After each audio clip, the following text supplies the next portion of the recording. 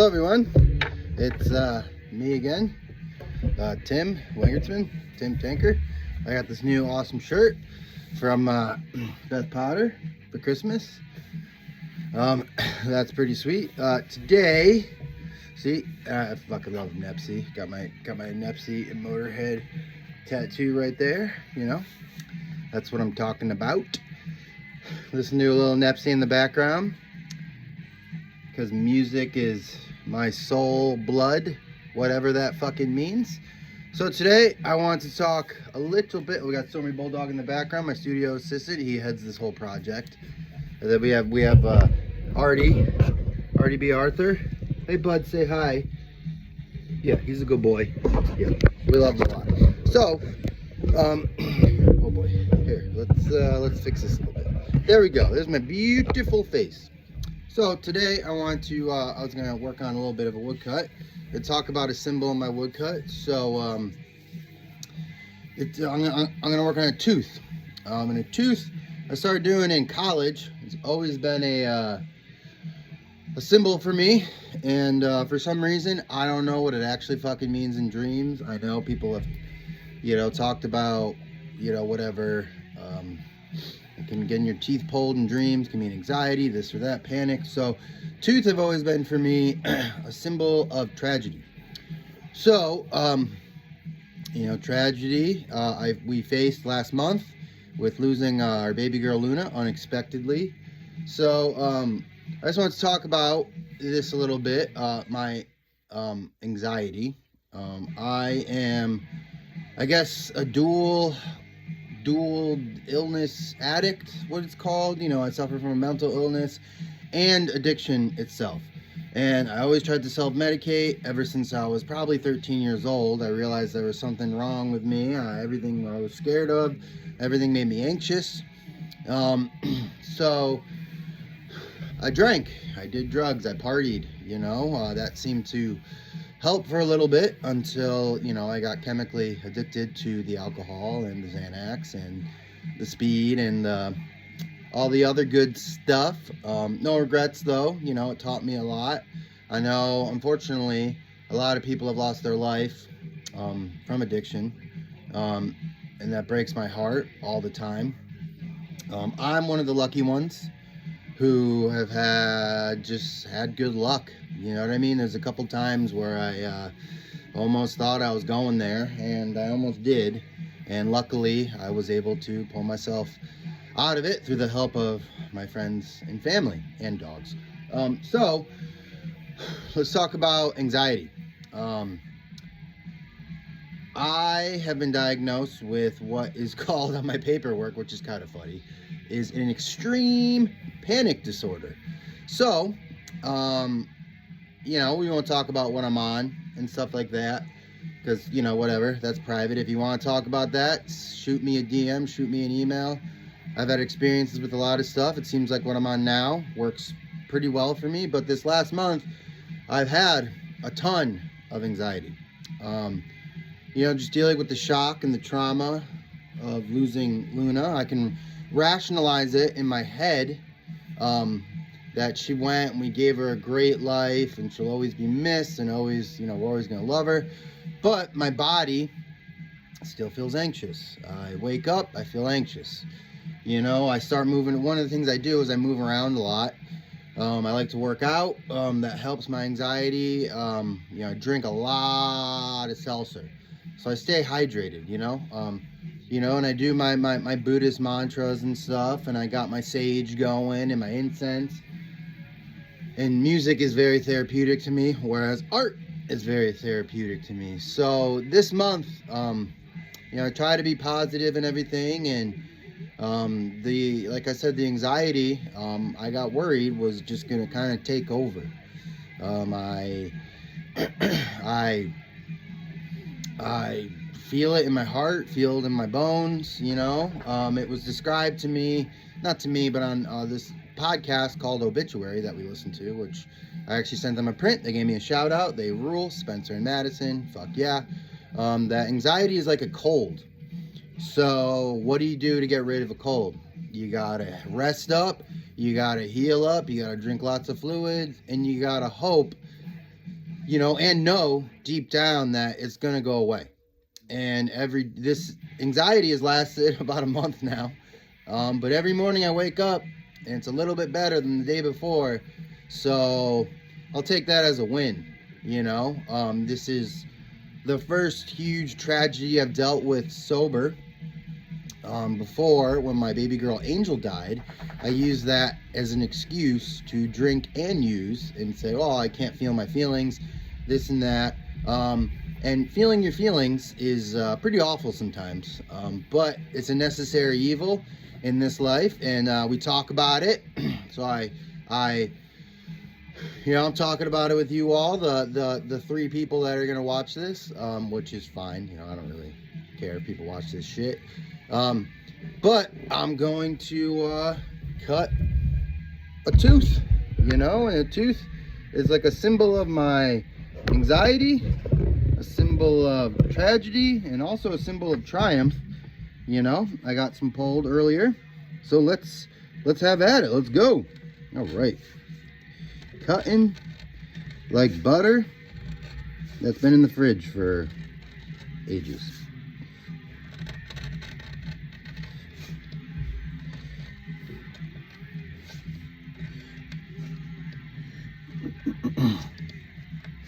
So yeah, I'm not talking, so you know, that's kind of weird because I do like to talk. But this is something that, you know, I talked about in the last video. Very therapeutic to me. This you know, helps me with my anxiety and with all my extra energy that I have from the anxiety. You know, like I said, I can rationalize my anxiety and be like, hey, you shouldn't be anxious, which is the worst thing to tell a person who is anxious, because it just makes them even more anxious.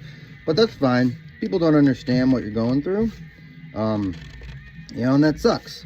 And I know mental illness, you know, runs in my family. It runs in pretty much everybody's family now. And unfortunately in our society, we numb it. We're not supposed to talk about it. We're not supposed to, you know, I'm a big burly man, you know, by society standards. So I should be a tough guy. I shouldn't talk about it. But you know what? My mom always raised me to talk about stuff, talk about your feelings, talk about your emotions, let people know you love them. So this is why I'm talking to you all about it, you know? Cool, at the top of the tooth right there, there's a little holy cavity right there. This is in the woodcut I was working on before.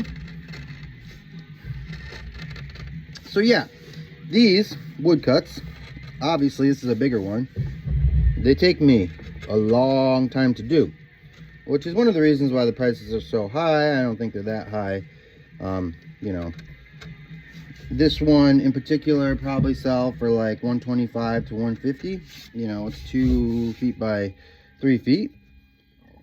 So that's a pretty big one right there, but that's also why I work on a lot of small drawings, a lot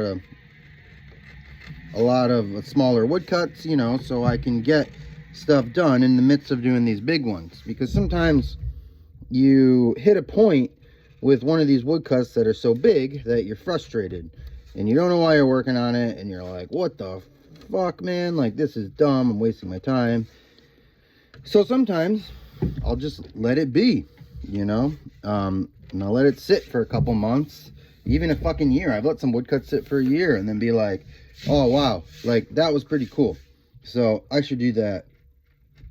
I should finish it, you know. But I like to let the woodcut, you know, dictate everything, you know. I'm an emotional guy, so I get emotional about my art, you know, and in an angry way, in an anxious way, in a happy way.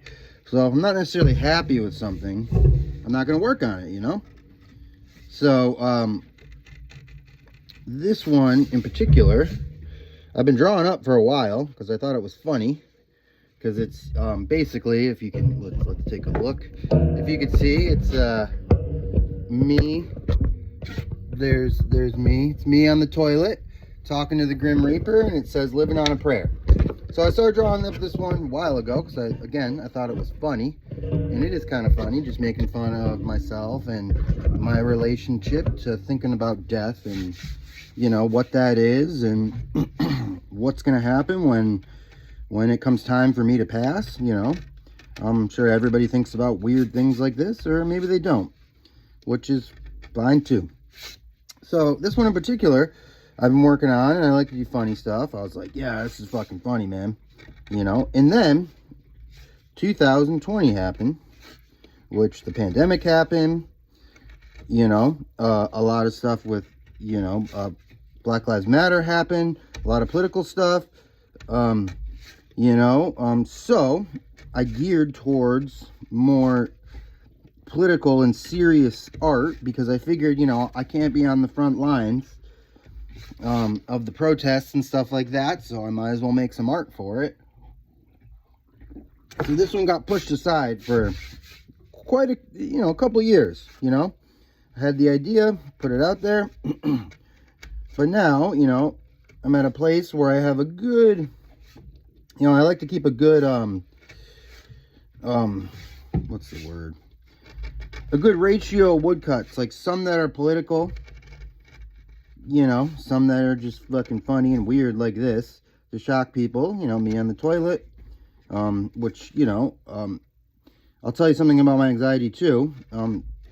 Just taking a dump helps, and I know that sounds weird and disgusting to people, but, you know, relaxing on the toilet, looking at my phone, you know, going over, you know, some funny reels or looking at some sports stuff, you know, relaxes me. So, you know, that's why I would, you know, that was kind of the point of this woodcut. You know, I say that so much now, you know, and I just did it again. What the fuck's wrong with me? I was just almost about to say, you know, again, and then I stopped myself, but I said, you know, in my head. So I guess it's better than when I was a kid. I used to always say, I guess so. So my mom would be like, oh, Tim, is pasta okay for dinner? And I'd be like, I guess so, you know, like a stupid little teenager. But as you can see, this tooth is starting to come shape. It's got eyes, it's got a nose, which seems weird, but at the same time, if you've ever had a toothache, those motherfuckers, wow. They have, I was so scared to get a couple of my teeth pulled, and I was desperately trying to keep them in my mouth. Come to realize that the teeth just wanted to be free, because I got that shit pulled, and I actually have them right here. These are my teeth. Pretty gross. I don't know if you can see that one. Yeah, pretty gross, but fucking cool, because I think teeth are really cool. Very interesting thing. You know, the human existence is very weird, very interesting. I'd like to think, you know, people, dogs, I really like dogs. Dogs seem to really like me, so I feel like sometimes they look at me and they're like, whoa, this dude used to be a dog in a past life, you know, and that's cool. Obviously dogs have teeth too, which, you know, what I'm saying doesn't really make much sense, but that's okay, you know. Who needs to make sense when you're an artist, you know? If you don't make sense, you know, people just end up thinking that you're smarter than them when you're not. So that's cool. I always told my friend Paul Ennis from Oil Tanker, one of my longtime best friends, I wanted to write a book with him because he's a writer.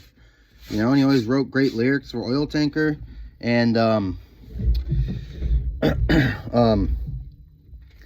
he was like, what do you want the book to be about? And I was like, it doesn't fucking matter. I'm just going to draw up some images and you can draw up whatever. And he's like, no, the book has to be about something. And I'm like, no, it doesn't.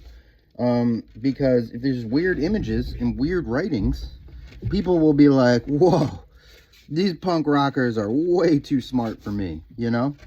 They'll think we're smarter than them, you know, which is fine, you know? And that's the beauty of art, I think, is that it doesn't have to make sense. All it has to make, you know, I am fortunate enough to have a good following of people. All right, now see, I got the tooth done. There's a little toothy woothy. So we're gonna do little blood drops here. You know, the blood drops I got from, I didn't use them in my past work, but I started using them once I started dating Beth and seeing a lot of more tattoo art. You know, they do a lot of drops and stuff. Yeah, you know, another time where I forgot what I'm talking about. But that's okay because, you know,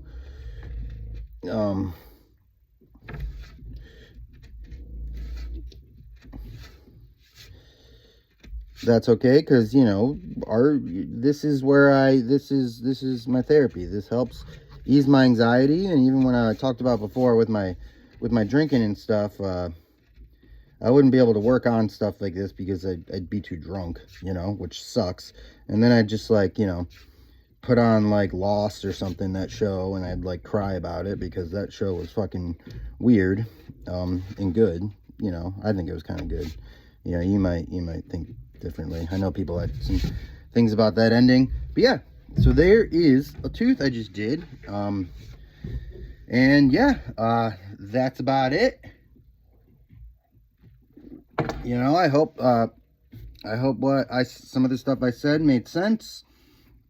You know, talking about anxiety and stuff. Here's me again, my beautiful, handsome face. You know what I mean? I'm lucky that I'm aging like a fine wine, I guess, a fine cheese, a fine vegan cheese. You know, I'm lucky. I get called all the time. People are like, "Whoa, George Clooney," and then I'm like, "No, it's just Tim." And they're like, "Whoa, you look just like George Clooney with all those grays and everything," you know. Go gray, that's the stress of being sober, you know what I mean? But I wouldn't have it any other way. So yeah, I urge you to, if you're dealing with mental illness, if you're dealing with addiction, if you're dealing with anything, reach out to me. If you don't know me very well, you don't want to reach out, that's fine. Reach out to your best friend, reach out to a hotline, reach out to anything, because the world is very scary when you think you're alone. And that's one of the reasons too, I posted, I just had this feeling when Luna died, I posted immediately on Facebook because I was like, you know what, I need everybody's support. I need to know I'm not alone. We need to know people are here for us. We need to know it's going to be okay, you know. And you know, it will never really be okay because Beth and I both lost a part of ourselves that night, and you know, we'll never fully be healed, but unfortunately that's life. And we keep going. And so again, I urge you, you know, even if I know if you're dealing with addiction and active addiction, it can be pretty embarrassing to realize that you have no control over what you do anymore. I mean, I have always seemed like I'm kind of put together. Not really, I guess, too. If my family, they know me pretty well. I'm kind of a slob. But I kept it a secret that I would wake up and I'd be shaking because of alcohol withdrawal. So I would do nippers and I would go to work, and on the bad days, I would ride my bicycle home, and I would have some beers with my dogs, and then I would go back to work and I would work out, which is crazy to think you're working out drunk, but I used to do that, and that was definitely therapy. That helped me at least be like, hey, you can't get so drunk that you can't work out. So then I'd come home and I'd get just fucking shit-faced, you know, and I'd wake up panicky, my heart's racing, not knowing the science behind any of the alcohol withdrawal and stuff like that. I'm glad I know it now. I'm glad I didn't know it then, because that was fucking scary. But I didn't want to tell anybody. I didn't want to talk to anybody about it. My ex, Jill, who I am forever shameful and guilty of the way I acted when I was drunk and high and stuff like that. I was more of like a sad drunk. I would cry a lot. I didn't really get angry or anything, or, you know, I was just depressed. I was consumed. So shit really had to hit the fan for me to get help. She wanted me to get help. She pleaded with me to get help, and I didn't. So she kicked me out, and she had every fucking right to. She took my old dogs away from me, and she had every fucking right to.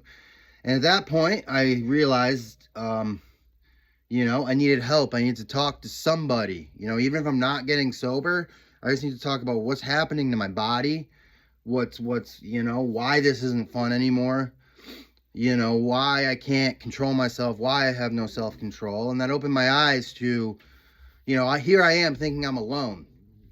And then I have nobody else. In that I'm just, you know, I prayed for death. In that I you know, thought, hey, I'm a piece of shit. This is my life, and you know, I'm a punk rocker. I've done art. I've done music. I can die by 30. That's cool. You know what I mean? And you know, that's not cool. You know, for me at least, I you know, ended up having to live with my parents for a bit. My brother Dave, who's sober, kept being like, hey, you should probably go to a meeting. And I was like, hey, maybe, but I don't want to go to a meeting drunk, because that is pretty tough. But I always, in that first year, I always reached out to him. You got to be honest with yourself. I always told him, hey, I relapsed. I feel like a piece of shit today. I relapsed. And he'd be like, dude, it happens. It sucks. Don't be too hard on yourself.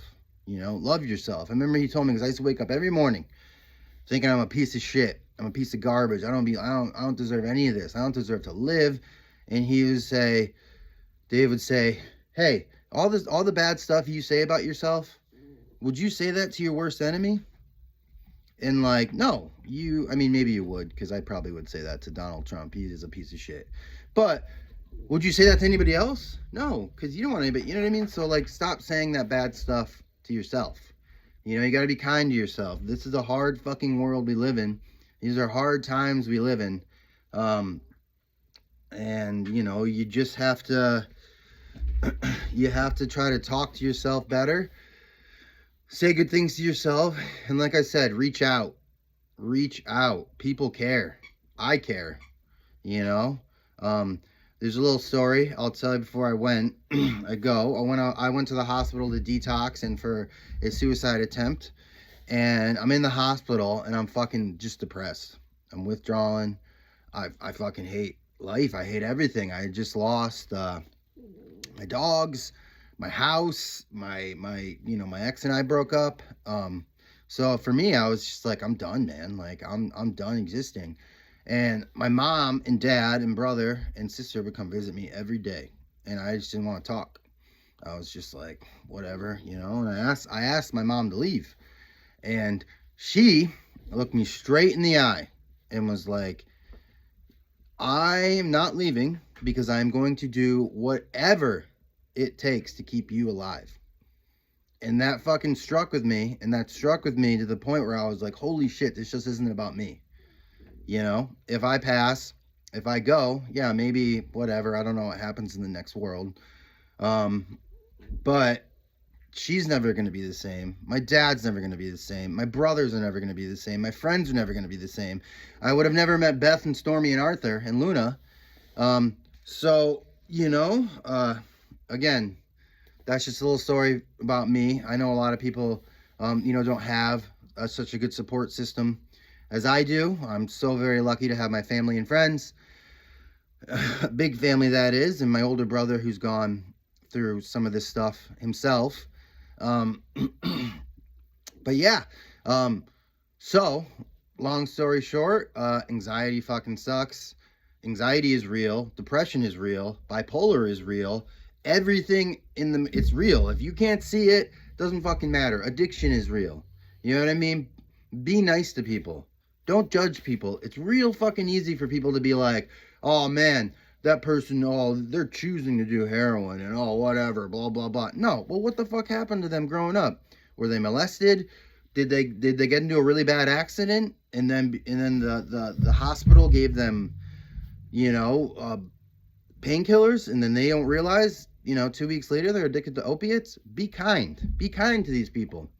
Be kind to everybody. You know, because some people don't have the support system I do. And, you know, I remember my friend Dave saying, my brother Dave telling me that too, is that, you know, he was like, hey man, you think you're not lucky right now because you're living in your parents' basement. you know, and you can hear your dad snoring at night as a 30-year-old. But a lot of people are on the streets. They don't have that. They don't have their parents to go back to. They don't have their brothers and sisters to support them. They don't have friends looking out for them. I even remember, even with Oil Tanker or in Condemn, we used to have practices and everybody would have a beer. And then we'd be done with it, and Shane, the guitar player, would be like, "What the fuck, Tim?" And there'd be like 12 empty cans there. So in a 20-minute practice, I would drink 12 beers. That just goes to show you, you know, how... And I still wouldn't feel good, you know? So, with that being said, like I just said, reach out. There's hotlines out there. There's people, these people in detox centers and in rehabs, they want to help you. They've been there. So again, like I said, anxiety is a bitch. So is depression. You know, you're not alone. And I love you all. If you've made it this long, thanks for watching again. Ha ha!